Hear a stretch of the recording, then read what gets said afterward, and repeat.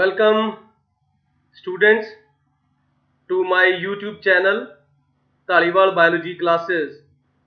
And today I am going to discuss with you a very important topic, that is biodiversity hotspots.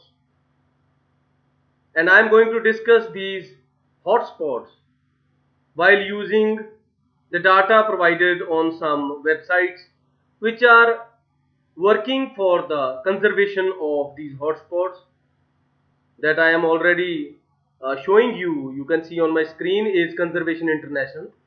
So the topic is biodiversity hotspots, and as you know, the biodiversity is a hot topic these days. So first of all, we will discuss why are biodiversity hotspots so important. So there are places on earth that are both biologically rich and deeply threatened. For our own sake, we must protect them. So these are both biologically rich and also under the category called threatened. As we know that species are the building blocks of Earth's life support system, so our life depends upon them. But our planet's biodiversity, the vast array of life on Earth, it faces a crisis of historic proportions. Development, urbanization, pollution, diseases, they all are wreaking havoc on the tree of life. So today's species are going extinct at the fastest rate since the mass extinction of the dinosaurs. To stem this crisis, we must protect the places where biodiversity lives. But species aren't evenly distributed around the planet. So that is the main thing. The distribution of species is not even. Certain areas have large number of endemic species. So science students might be having information about the meaning of endemic species. These are those species which are not found anywhere else but only found in a specific area. That means if that specific area is under threat, that species is going to be extinct any day. So many of these are heavily threatened habitats. So the habitat loss and other human activities is going to create problem for those species. So these areas are called biodiversity hotspots, and there are 36 regions where success is conserving species by various organizations, and they are trying to decrease the impact of the biodiversity loss or other factors on these areas. So these forests and the other remnant habitats in which these hotspots are lying, they represent just 2.4% Earth's land surface. So you can see how much importance these biodiversity hotspots have. So what are biodiversity hotspots? So to qualify as a biodiversity hotspot, a region must meet two strict criteria. So number one criteria is it must have at least 1500 vascular plants as endemics. I have already discussed with you that endemics are those plants which are not found anywhere else. So we can say simply that hotspot where there are more than 1500 vascular plants, those are endemic to a particular area. That means that area, that hotspot is irreplaceable, as we cannot find that particular plant species anywhere else in the world. That means it is duty of the mankind, all the human beings, that we should conserve that area, we should protect that area. Otherwise we are going to lose that area, the habitat loss, and this will cause the loss of those species which are endemic to that area. And the second eligibility criteria to qualify area to qualify as biodiversity hotspot is it must have 30% or less of its original natural vegetation. The natural vegetation means that actually occurred that in that area. So and it must be threatened.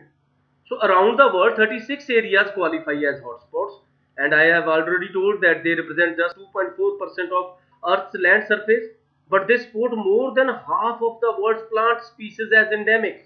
So this gives importance to those areas that is species no found nowhere else, and nearly 43% of bird, mammal, reptile, and amphibian species as endemics. So you can see the importance of those areas. So why do biodiversity hotspots matter? So they matter because I have already discussed that Conservation International, as we are, you all are visualizing this website, Conservation International. It is pioneering in defining and promoting the concepts of hotspots. In 1989, scientist Norman Mayers wrote the paper that introduced this concept. It's very important.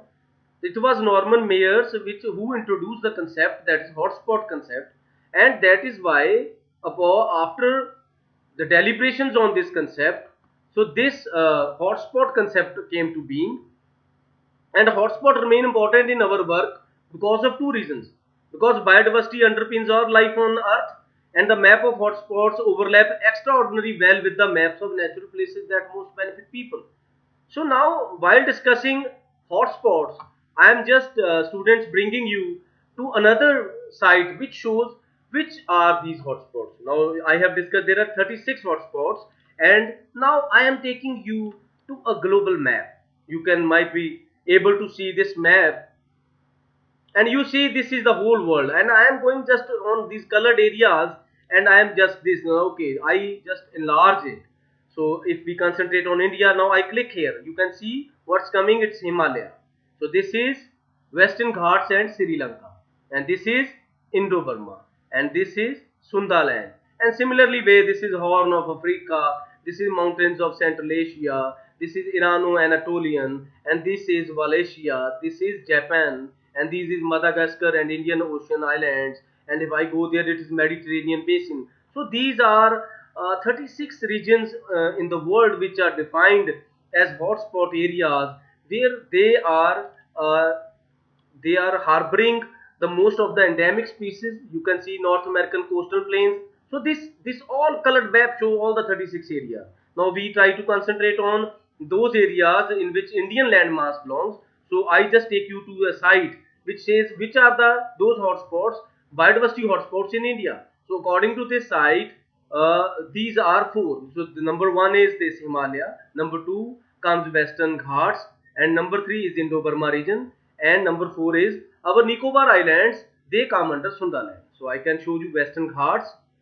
So there is diversity over there, Himalayas, and then Indo-Burma region and Sundaland. So I take you to that map, and I just show you the Indian subcontinent. Now I click here. So this blackened portion after clicking is Himalaya. So this is Western Ghats and Sri Lanka, and this is Indo-Burma. Some of the northeast areas on Indian land, they comes under this hotspot. And now I take you to this area. So these Andaman Islands, they come under this Indo-Burma, but the Nicobar Islands, they come under the Sundaland. So I can show you Sundaland. It controls Malaysia, Indonesia. So these are some islands which belong to Indian subcontinent, Indian country landmass, and they come under the Sundaland. So the topic says there are very major reasons of loss of biodiversity hotspots: destruction of habitats, pollution, environmental degradation, poaching, climate change, and ecotourism is also an important cause. So again coming back, so this is just an overview of all the biodiversity hotspots, and you can just search on these websites, and you can anytime found the data on these. You can click on those hotspots and find out which are the species specific area found endemic to that area. And this topic is of enormous importance, and in all the entrances, every time in all the civil service exams, you find questions related to this, because this topic is directly related to the survival of mankind on this earth. So thank you a lot. Please uh, keep in touch with me on my YouTube channel, Taliwal Biology Classes, and subscribe my channel, and also press the bell button, and please like, share, and keep me mailing. My email ID is given. Thank you.